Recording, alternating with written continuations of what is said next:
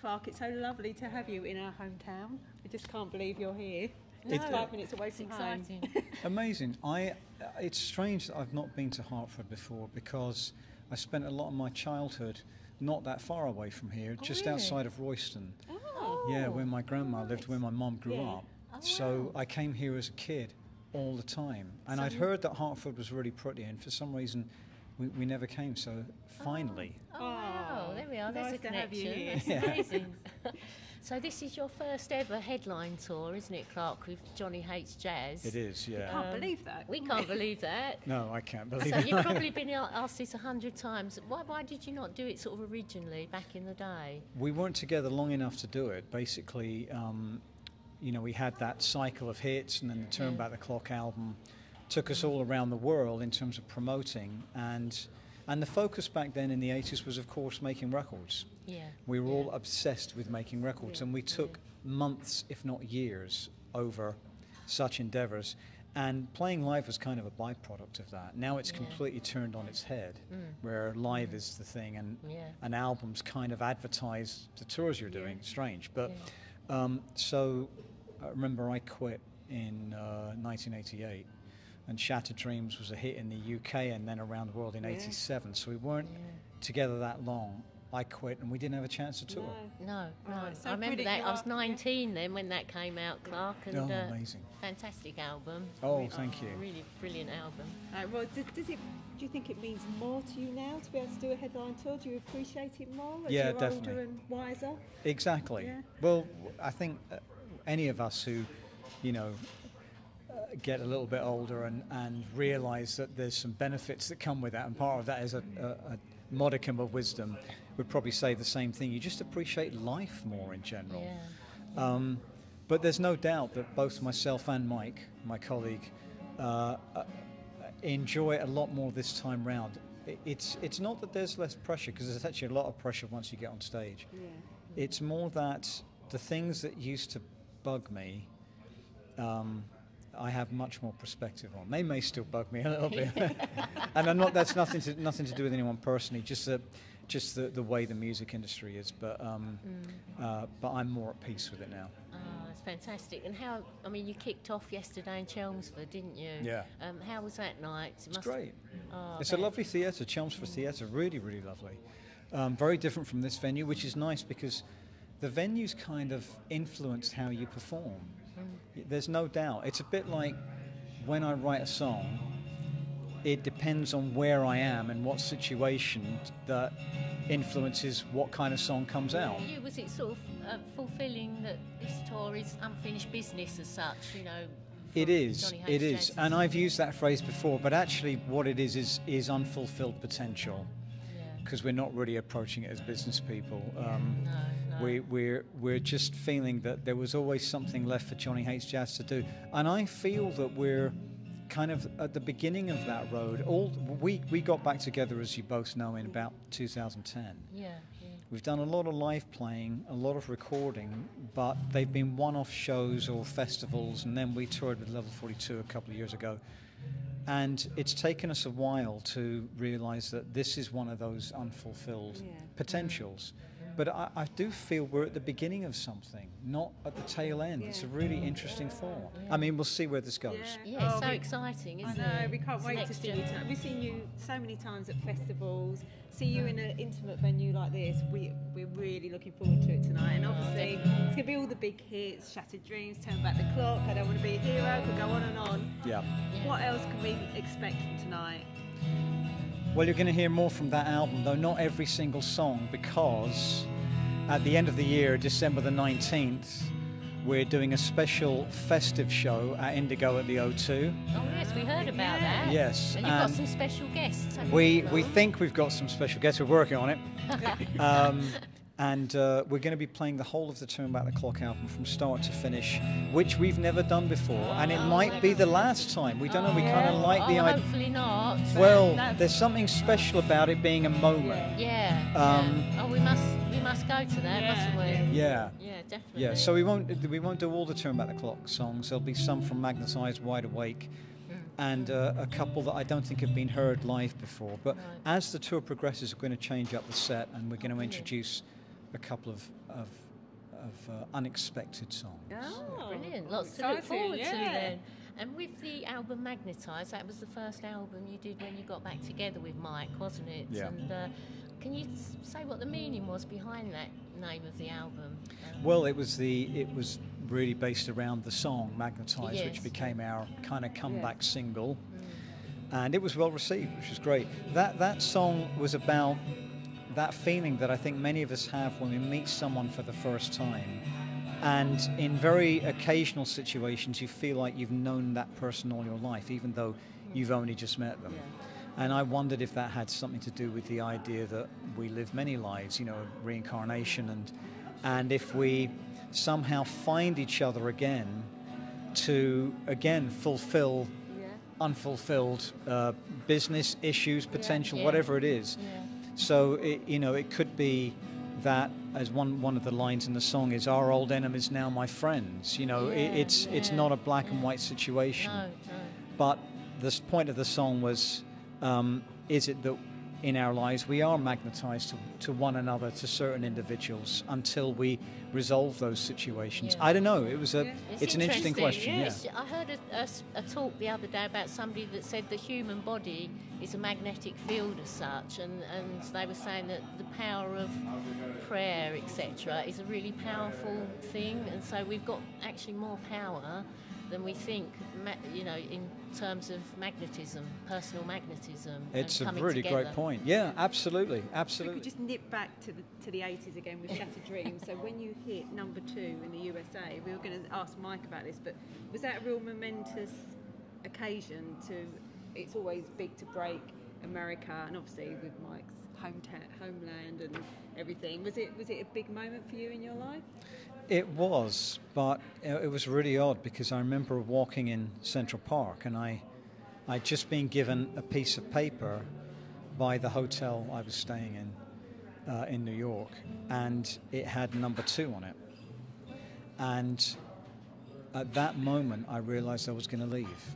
Oh, God. And I don't know where it came from. I understand it more now, but so it was kind of bittersweet. And in some ways, I would like to have embraced it and celebrated it more, but that wasn't the fact of the moment for me. Right. Yeah. Right.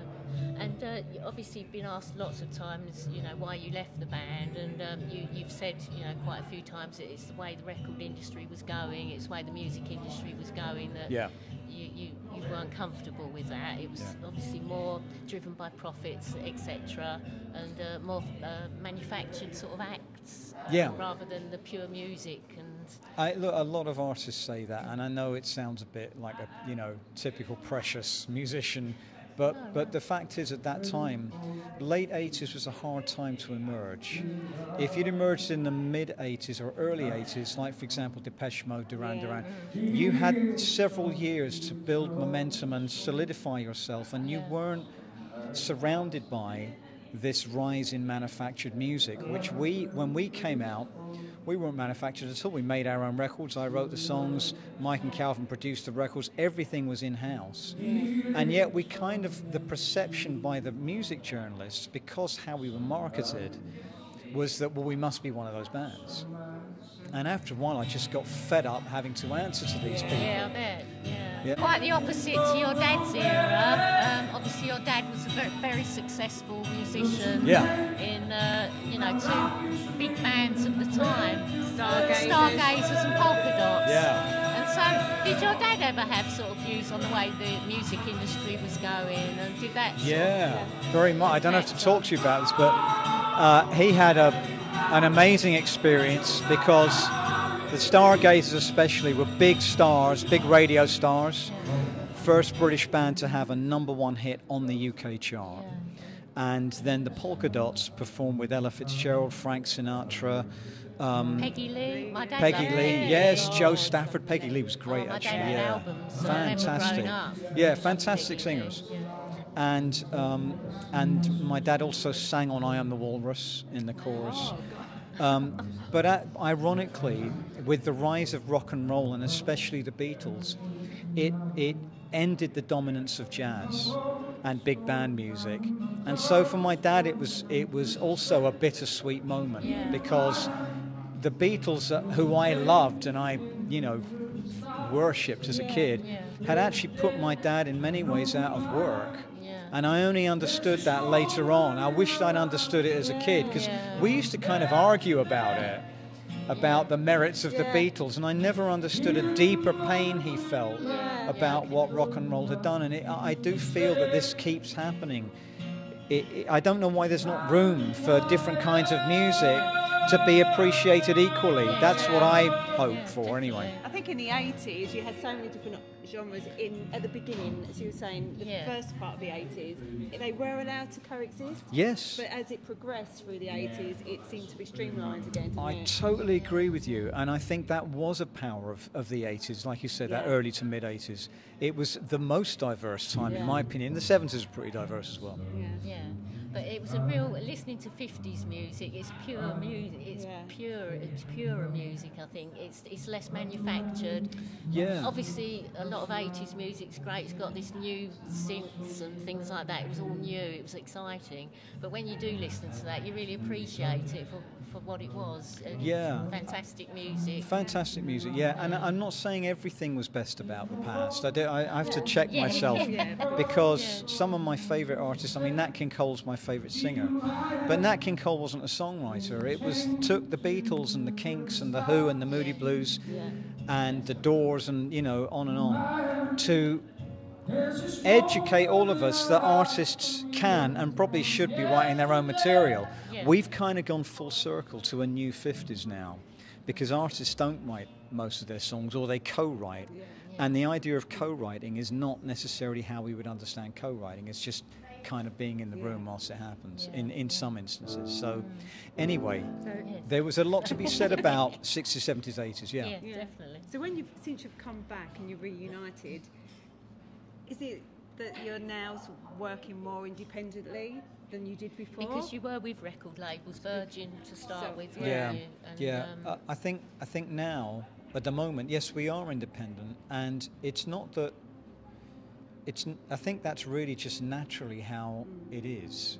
I'm not saying we wouldn't have a relationship with a label in the future, but we've needed the time to just be able to do our own thing, to kind of find out who we want to be as Johnny Hates Jazz now. So Magnetized, I think, was a very good follow-up to Turn Back the Clock. Essentially what it was. Thank you. Really great album. And then Wide Awake was quite different. And me and Mike needed to do that, be inspired by the music we listened to as kids. I love The Man With No Name. I think great. That was going to be the follow-up single. And then... It should have been. Yes, well then it got, because of COVID happening, it all got slightly interrupted. And The Road Not Taken, Clark, is that a little bit autobiographical in that? It is. To do with your well, The Road Not Taken being on Magnetized was actually originally on an album I did called Tomorrow, a solo album. And so now that's on an album called Journey Songs 2, which is one of my compilations. But yes, we re-recorded it for Magnetized, and it is partly autobiographical, and it's really just a sliding doors song. It's a what-if song. But at the same time, it is important to celebrate our experiences, the experiences we did have, not the ones that we didn't have. You can question that, but at the end of the day, if you took a different turning, who knows what would have happened? Exactly. So it's really thought-provoking. I think that's what I wanted it to be, The Road Not Taken, It's a great song. And is there any sort of new Johnny Hates Jazz music in the pipeline at all? There is, There's a new single coming out in a few months, which we co-wrote with Hamish Stewart, one of the founding members of the Average White Band. And I can't say too much more about it. It's a cool track. And then we're working on a new album throughout this year, in between the tour. So I'm aiming for that to come out, I hope, fingers crossed, spring next year. Brilliant. Yeah. We look forward to that. Great. Finally, we just want to talk to you about the people that you've collaborated with over the years. You've worked with so many different people, Peter Gabriel, Michael Mechanics, you've toured with Level 42. Are there any people that really stand out to you as a special moment in your career, having worked with them? Well, when Kim Wilde sang on Turn Back the Clock, that was a big moment. She came in as a friend of ours when we asked her if she would just be up for doing some backing vocals. And very much Kim, because she's very down to earth, just said, yeah, of course I would, because we were all on the same label at that time. And she came in, it was just absolute magic. Kim's got a fantastic voice. Oh, she Very has. unique voice. Very unique voice, yes. So that was a magic time. But I have to say, working with Mike Rutherford on the more recent Mike and Mechanics material was an honour. But you know what? Mike's messaged me. Mike Rutherford's messaged me recently saying, "What's my year look like? We've got to do some more writing." So I always look forward to that. But I got to say, Level 42, what a band! What great guys! Cambridge in December. Yeah, blew us away. They were fantastic. Do you know what? That was such an unexpected combination, us and Level 42, and it absolutely worked. It completely worked, and we had a ball. It was great. I bet. Fantastic. Oh, well, a pleasure as always to chat to you, Clark. And you both. Thank you very much, Sue and Lee. Thank you. We're really looking forward to it. Great, thank and you. we want to come to the Christmas one now Yeah, as well. Oh, good. It's going to be a good Well, one. we've got a little parting gift for you, Oh, wow. Clark. It's only a small Oh, token that's of our so sweet. esteem. Is this for my birthday? No, Well, it's a bit of a story. I work for a to it. homelessness charity called Emmaus, and I happened to be in their North Staffordshire shop, and I was looking through the second-hand record section, and a record on the top. Okay. There was a record on the top, and I thought, oh my God, I thought of you. You've I probably thought got of lots you. of them, but You probably the have. size fascinates me because it's the size of a 30. No. 78. yes, yeah. Yeah, I couldn't remember. Wow. Sue could walk past it Well, I as we were couldn't- seeing you. I couldn't play it on my deck because I've only got 33 and a 45, but my brother's got a 78 deck, but I didn't get a chance to play it. But I've heard it and it's fantastic. It is such a lovely record. It's a bit too well wrapped.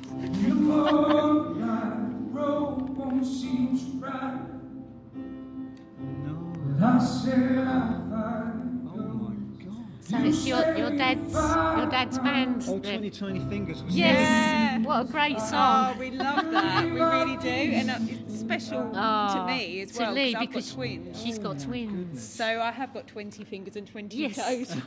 Oh wow, that's Yeah. wild. This is a single. This is a double A. Well, Is it- an A and a B side, but look at the size of it. There's Yeah, a 78, it's- so it ran faster than a 45. Yeah, so it spins Yeah. really quickly. Yeah. And Yeah. heavy because they were well Yeah. made back then. They were built so well, and it sounds really good. Although Oh, it was on the that's wrong cool. speed, Clark. Sorry about That's that. all right. 20 Tiny Fingers. I mean, my dad, he came out of the war. He fought in Burma with the RAF, Right. and he was in the military band out Oh, there. wow. He had some amazing stories. So he came back and he was in the Stargazers. They were massive. Yeah. Yeah. And then he left the Stargazers. My dad could understand my decision, which was really interesting when I told him I was going to leave Johnny Hates Jazz, because he kind of did the same thing. I have to say the Stargazers were way bigger than Johnny Hates Jazz. They were in their time. Yeah. Yeah. Because he got the chance to join another band where he would make next to no money, the Polka Dots. Right. And they ended up being one of the most highly regarded vocal jazz groups in the world. Oh, They won wow. what was called the Melody Maker Best Vocal Group, Right. Jazz Vocal Group, many years running. That's the same as getting a We've Grammy. watched Oh, that's some bits, amazing. haven't we? So And from listened to going from stuff. something Yeah. that was, it turned into It a turned huge, into- a huge amazing. band. That's So incredible. I'm really touched. Thank Oh, you so that's much. Clark. I How immediately- amazing you saw that. Yeah, it's amazing. It was on the top. Wow. Yeah, it was meant to be. It was meant to obviously be. meant to One of be. those. I tell there. you what, I know we got to finish. I will reference my dad tonight. I'm not going to say too much more. I don't know if you've seen a gig where I do this, you two. I'm not sure if you have. I don't think you have. No. All right, there's a story coming. Oh, I'm very brilliant. touched. I'm going to try not to get too Our emotional pleasure. now, No. or I'll go out of tune. Oh, And then my no, dad will be please, angry. no. Yeah, that's Oh, it. thanks so much for talking to us. Oh, Thank you thanks so both. much, Thank you. Clark.